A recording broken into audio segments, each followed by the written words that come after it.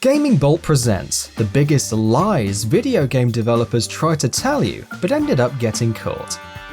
Unfortunately, gamers are lied to and are given expectations for video games far more than what developers are able to deliver.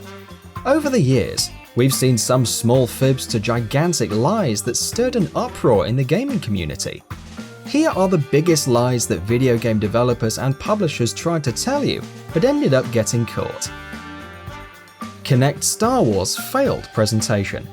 The KINECT Star Wars video game was developed by Terminal Reality and was shown off during E3 2010 in what was supposed to be a gameplay demo. However, it was quickly debunked after the in-game character moved before the presenter. Ubisoft promised to delay Assassin's Creed game if it didn't meet standards.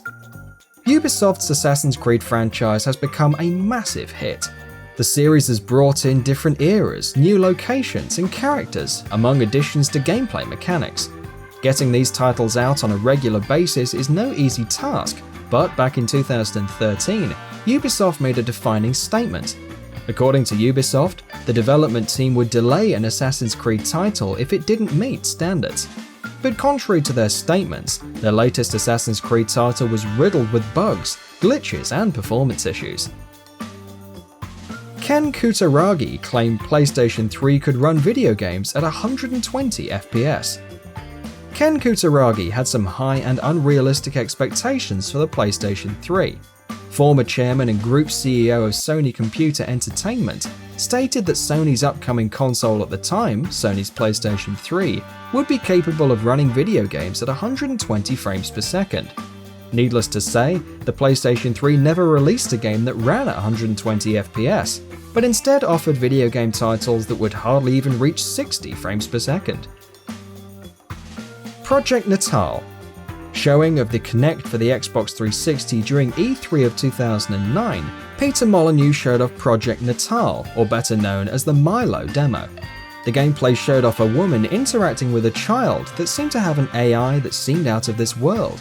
Milo was able to answer different questions and understand a wide range of answers. Turns out that the project was nothing more than a tech demonstration showing off the KINECT. KILLZONE 2 E3 2005 trailer.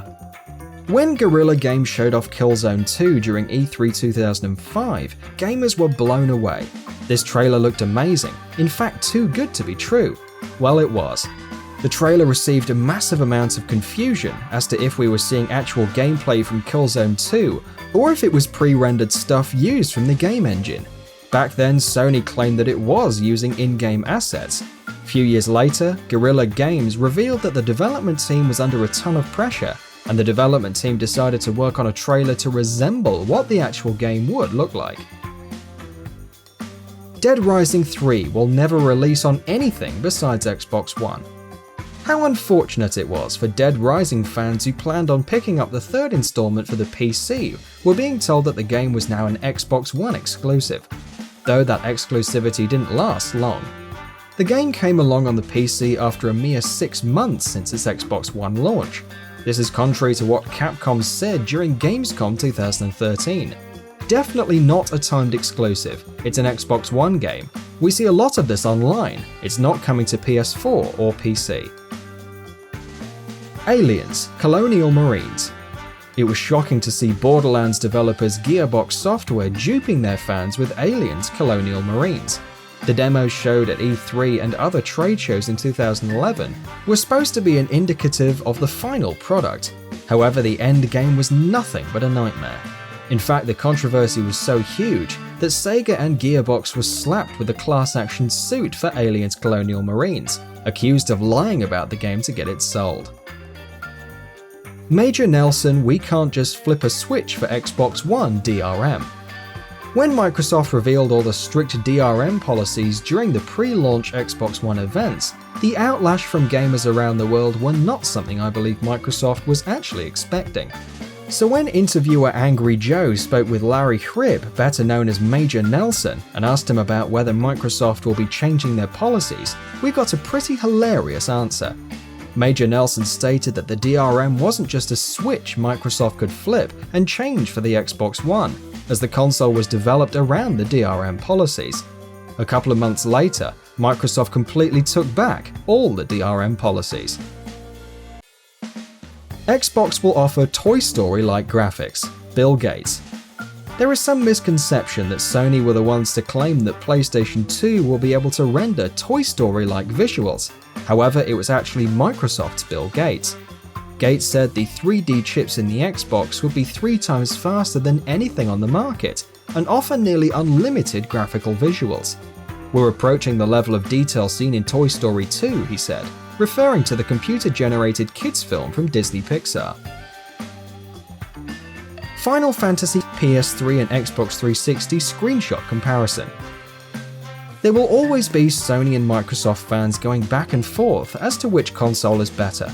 During the release of Final Fantasy VIII, fans were once again arguing that the PlayStation 3 would offer far better graphics compared to the Xbox 360.